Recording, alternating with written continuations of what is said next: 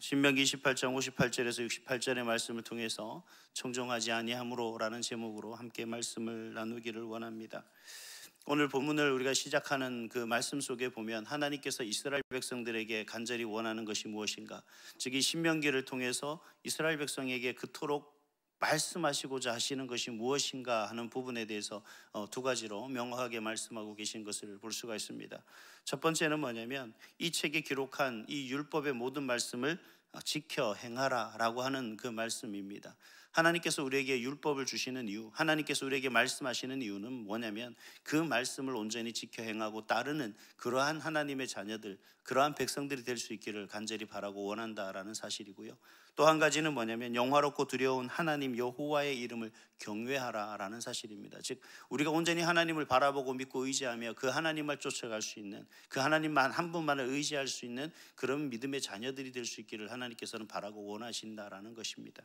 그럼에도 불구하고 이스라엘 백성들은 이런 하나님의 간절함의 마음들을 온전히 이해하고 또 지켜 행하지 않았다라는 사실을 볼 수가 있습니다. 그래서 오늘 경고의 말씀을 합니다. 어떤 말씀입니까? 율법을 지켜 행하지 않고 하나님 여호와를 경외하지 않으면, 앞에서 58절에 말씀하고 있는 두 가지를 지켜 행하지 않으면 어떤 일이 일어난다는 거죠?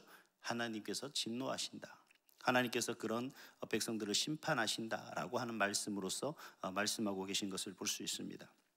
그리고 하나님께서 이러한 진노를 하셨을 때 과연 어떤 하나님의 진노하심이 나타나는가, 그 나타나는 현상들에 대해서 묘사하고 있는 것을 볼 수가 있는데, 먼저는 극렬한 재앙으로 그렇게 경고하신다는 겁니다. 어떤 재앙이 있을 것인지 그 규모에 대해서 언급하고 있는데, 오늘 말씀해 보니까 여기서 극렬한 재앙이다 라고 이렇게 말씀하시는 것을 우리가 볼 수 있습니다.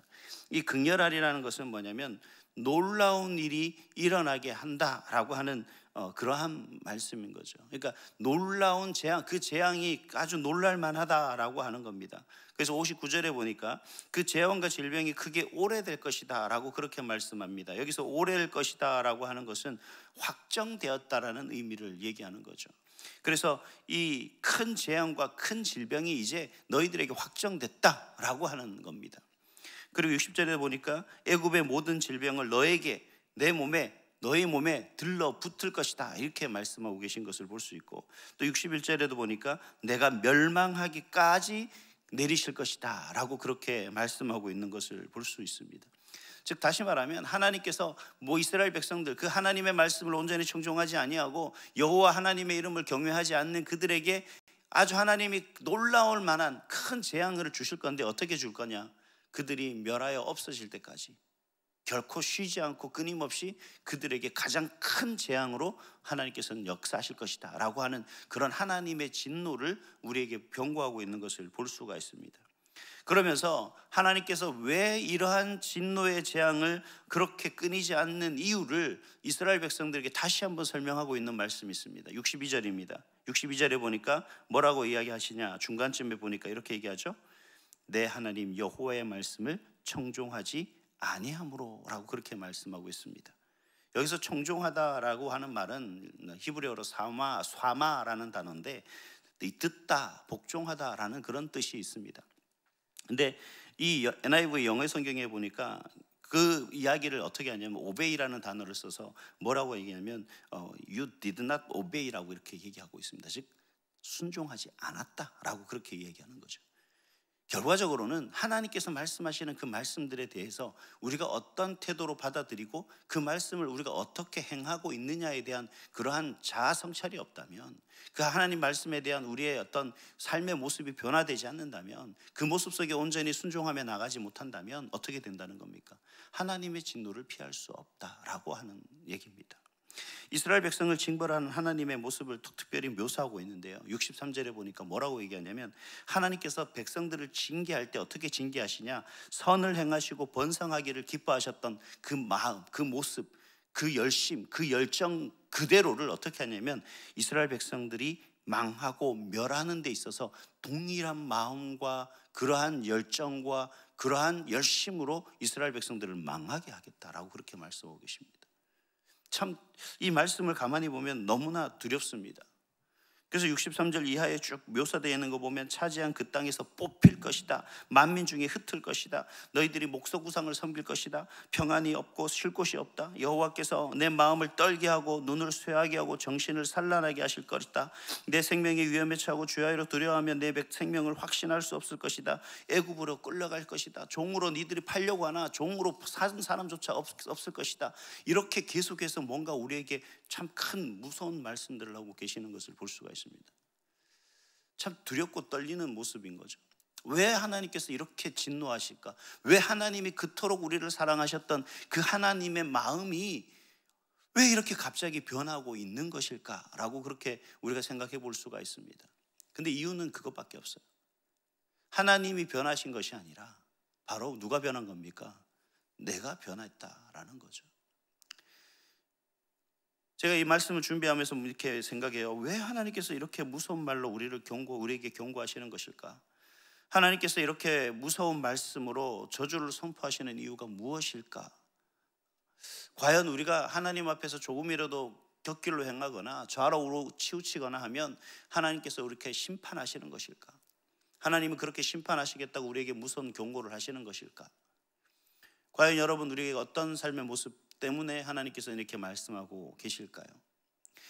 이러한 말씀들이 무서운 하나님, 엄하신 하나님, 공의로우신 하나님에 대해서 하나님을 참 우리의 심판주로만 바라보고 그 하나님이 우리에게 심판하실 것이라는 그 놀라운 사실 한 가지만을 우리가 생각한다면 참 하나님이 두려운 하나님일 수밖에 없습니다.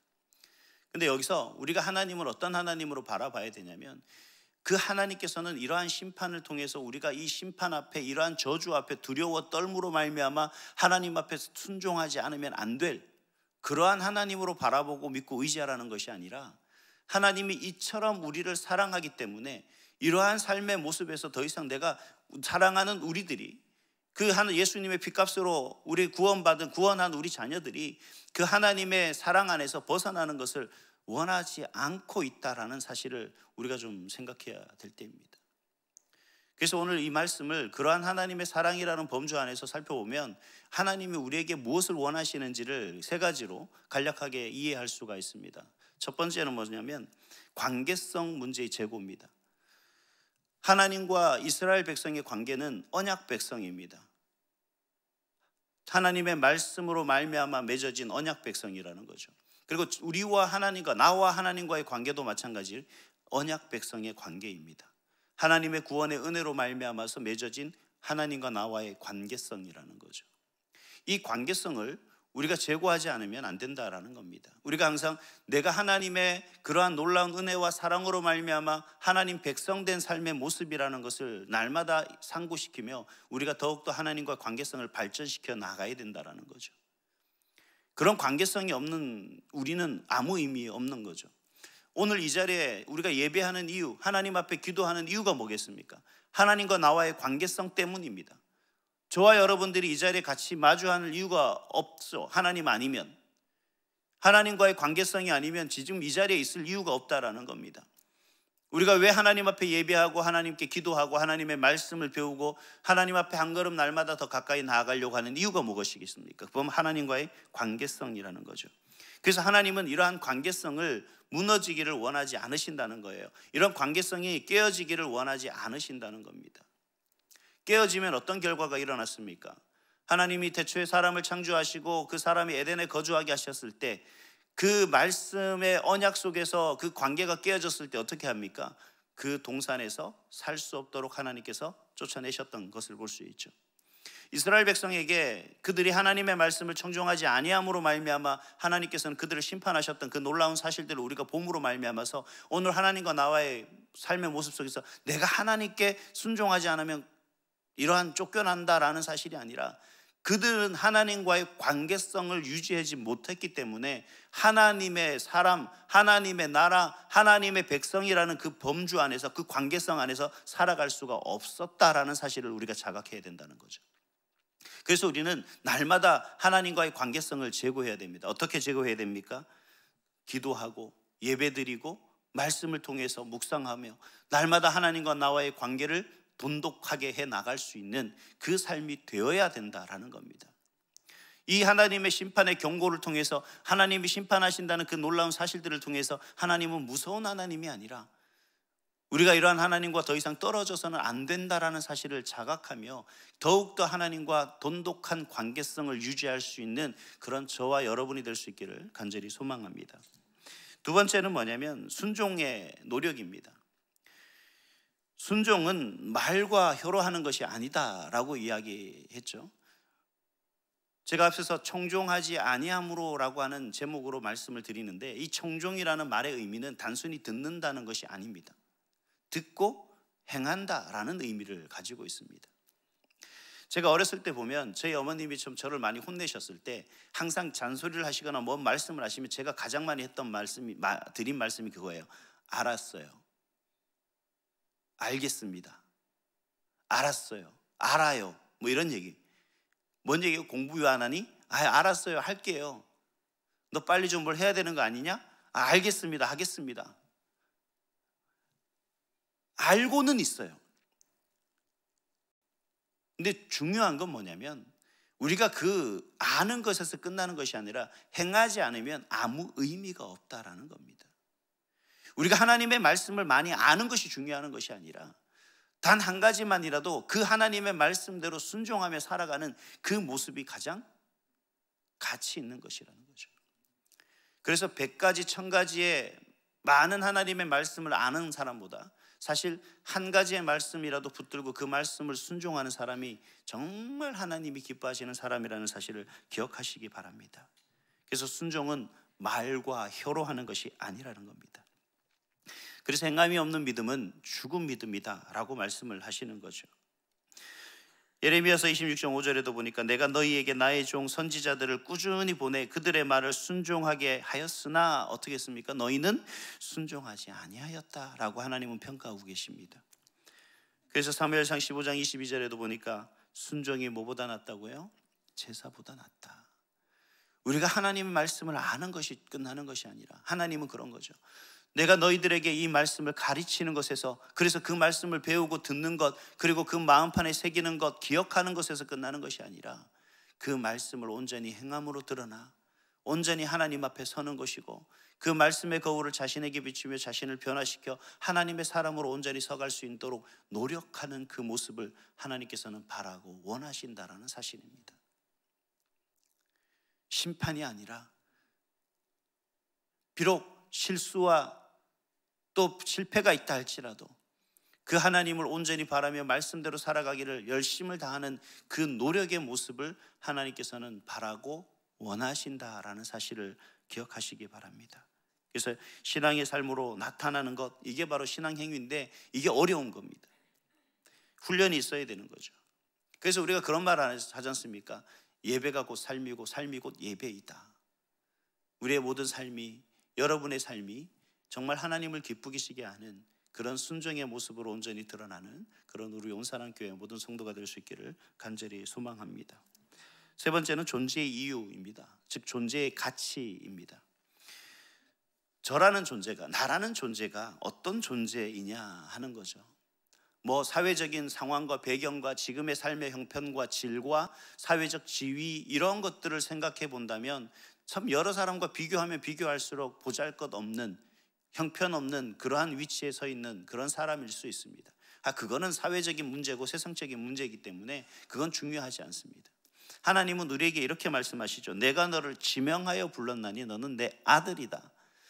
저와 여러분의 선택이 아니라 지금 삶의 어떤 지위와 사회적 영향력과 지위의 모습 속에 있는 그 삶의 모습 속에서 하나님이 선택한 것이 아니라 전적인 하나님의 은혜로 나를 선택했다는 사실입니다. 여러분이 저를 선택한 게 아니에요. 제가 여러분을 선택한 것이 아니라 우리가 믿는 하나님께서 나를 선택했다는 사실입니다. 이게 우리의 존재의 이유가 되어야 돼요. 그리고 존재의 가치가 되어야 된다는 겁니다. 다시 말하면 우리의 삶의 방향과 삶의 목적이 뭐냐면 나를 지명하여 부르신 그 하나님 앞에서 그 하나님의 영광을 위해서 그 하나님이 나를 부르신 그 목적에 따라 내가 그 가치를 살아가야 된다는 거죠. 그래서 하나님이 나를 부르셨는데 내가 하나님의 영광, 하나님의 뜻을 이루는 일에 대해서는 관심도 없고 그런 하나님이 원하고 바라는 것에 대해서는 전혀 관심 없고 그저 이 세상에서 내가 잘 먹고 잘 살고 내가 형통하고 내가 말하는 삶의 모든 것이 이루어지면 나는 하나님으로부터 복을 받은 사람이다라고 생각하고 살아간다면 그 삶의 의미가 없죠. 하루하루를 살아도 하나님이 나를 얼마나 사랑하시는지, 그런 하나님을 내가 얼마나 바라보고 믿고 의지하며 살아가는지, 그러한 것들을 생각하고 그러한 것들을 깨달으며 하루하루를 감사로 살아가는 삶과 그래서 매일매일 나에게 주어지는 것에 대해서 여전히 뭔가를 부족함에 하나님 앞에 그 부족함을 채워달라고 그렇게 욕심과 온갖 그 야망만으로 가득한 그러한 간절함으로 살아가는 그 삶의 모습이, 아니 삶의 질이 얼마나 가치 있느냐 하는 겁니다. 분명히 하나님께서는 우리를, 저와 여러분을 하나님의 자녀로 삼으셨다는 겁니다. 이 세상의 많은 세상 사람들과의 같은 기준이 아닌 하나님의 자녀로 부르시고 그러한 하나님의 자녀로 살아가기를 원하셨다는 거죠. 베드로전서 2장 9절에 그래서 너희는 택하신 족속의 왕 같은 제사장들이여 거룩한 나라요 그의 소유가 된 백성이니 그렇게 말씀했습니다. 여러분, 우리는 전체 존재 가치를 기억하시고 여러분 오늘 한날 하루를 살아도 정말 하나님이 원하시는 그 삶의 모습 속에서 아주 작은 것이라도 어떻게 하면 하나님의 기쁨이 되고 정말 하나님의 마음을 정말 더 기쁘게 할 수 있는 그 삶의 모습이 될 수 있을까? 그것을 바라보는, 그것을 생각하는 그런 삶의 모습이 될 수 있기를 소망합니다. 제가 어렸을 때 읽었던 그 전래동화라고 해야 되나요? 그런 책 중에 한 가지가 있습니다. 어떤 거냐면 효자 아들입니다. 효자 아들이 어떤 효자냐면 한 고을의 원님이 효자라고 소문난 아들이 있어서 과연 이 아들이 어떻게 부모에게 하는지를 몰래 보러 갔다고 합니다. 근데 그 효자 아들이 큰 나무찜을, 무거운 나무찜을 들고 대문 앞으로 들어오니까 그 노모가, 허리를 제대로 펴지도 못하는 노모가 달려가서 그 나무찜을 받더라는 거예요. 근데 아들이 그냥 벗겨준다는 거죠. 그리고 그 마루에 앉으니까 그 노모가 그 세숫대에 물을 떠서 아들의 발을 씻겨주는데 그 아들이 가만히 있더라는 겁니다. 발을 씻기는 그 어머니의 그 발에.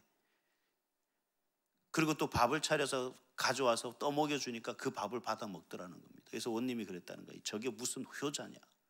그래서 이제 잡아서 너가 어떻게 부모에게 그럴 수 있느냐라고 얘기하니까 그 아들이 뭐라고 얘기했냐면 나는 내가 부모님에게 어떻게 해드린 것이 없다. 그저 부모님이 하고 싶은 대로 나는 순종했을 뿐이다 라고 했다는 겁니다. 제가 순종이라는 말을, 하나님 앞에 우리가 순종한다는 것, 하나님 말씀을 순종하고 청종한다는 것이 무엇인지를 잘 몰랐을 때의 생각입니다. 제가 그 동화를 보면서 그런 생각이 들었어요. 과연 내가 하나님 앞에 뭔가를 하려고 하지 말고 하나님이 하고자 하시는 대로 그대로 내가 가만히 순종하며 되는 것이 하나님을 기쁘시게 하는 것이구나. 때로는 내가 급박하고 때로는 내가 갈급하고 내가 바라고 원하는 것이 있겠지만 그것조차도 가만히 내려놓고 하나님이 어떻게 하실지를 바라볼 수 있는 그것도 바로 진정한 순종이구나. 그럴 때 내가 하나님 앞에 다 맡겨드릴 때 하나님이 나를 통해서, 사람을 통해서 역사하시는 것이구나. 여러분, 내가 뭔가를 하려고 내 의지와 내 생각과 내 방법으로 뭔가를 이루려고 하다 보니 우리는 하나님 말씀이 아닌 우리의 생각과 우리의 방법인 곁길로 행할 수밖에 없게 되는 거죠. 그러니 하나님 말씀을 청종하지 않고 우리의 생각을 청종할 수밖에 없는 그러한 모습이 되는 것 아니겠습니까? 바라기는 이 모든 삶의 모습 속에서 우리의 생각들, 여러분 많은 근심 걱정들이 있겠지만 잠시 좀 내려놓고 다시 한번 하나님에게 집중할 수 있는 그런 삶의 그런 한날이 될 수 있기를 소망합니다.